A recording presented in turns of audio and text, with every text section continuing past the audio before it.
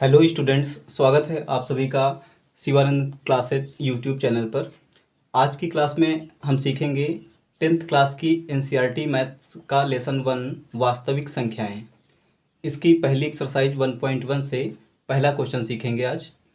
तो देखिए, क्वेश्चन ये है, निम्नलिखित संख्याओं को अभाज्य गुणनखंडों के गुणनफल के रूप में व्यक्त करो। फर्स्ट पार्ट में संख्या दी गई है 140। तो इसके पहले हम सबसे पहले अभाज्य गुणनखंड करेंगे। 140 140 में इकाई का अंक 0 है, 0 है। तो इसका मतलब 140 संख्या हमारी 2 से विभाजित होगी। तो 140 में हम पहले 2 से भाग करेंगे, 2 सत्ती 14 और 0 जैसे का तैसे। 70 में इकाई का अंक 0 है, फिर से 2 से संख्या 70 विभाजित है, 2 से भाग करेंगे, 2 से 70 का भाग करेंगे,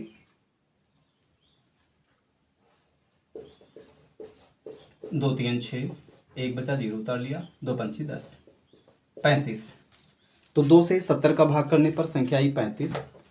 अब 35 में इकाई का अंक 5 है, इसलिए 35 संख्या 2 से विभाजित होगी नहीं। 2 के बाद अगली अभाज्य संख्या आती है 3। चेक करते हैं संख्या 35 3 से विभाजित है कि नहीं। तो याद होगा, कोई संख्या 3 से तब विभाजित होती है जब संख्या के अंकों का योग 3 से विभाजित हो। संख्या 35, इसके अंकों का योग अगर देखें तो 5 और 3 8। संख्या 8 3 से विभाजित नहीं होती है, इसलिए हम कह सकते हैं कि यह संख्या 35 जो है 3 से विभाजित नहीं होगी। इसके बाद अगली अभाज्य संख्या आती है 5। तो 35 में क्योंकि इकाई का अंक 5 है, इसलिए यह संख्या 5 से विभाजित हो जाएगी। जब कोई संख्या, ऐसी संख्या जिसका इकाई का अंक 0 या 5 हो, वो संख्या 5 से विभाजित होती है। तो 35 को 5 से भाग देने पर 5 सत्ते 35। इसके बाद आया 7। 7 स्वयं एक अभाज्य संख्या है, 7 से ही कटेगा, 7 ही कम 7। तो इस तरह से 140 के अभाज्य गुणनखंड आए 2 2 5 7। 2 गुणा 2 गुणा 5 गुणा 7।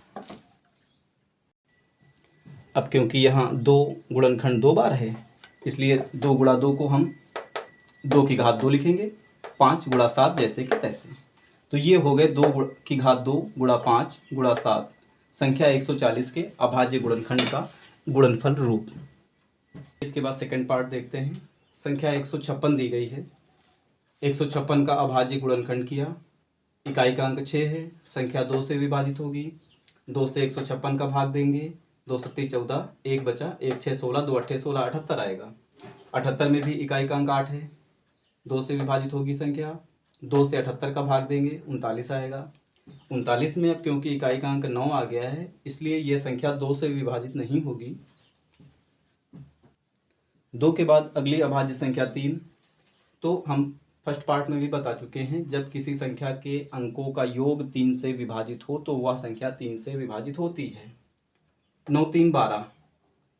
39 के अंकों का योग 12, 12 जो 3 से विभाजित है, इसलिए हम कह सकते हैं कि संख्या 39 जो है 3 से विभाजित होगी।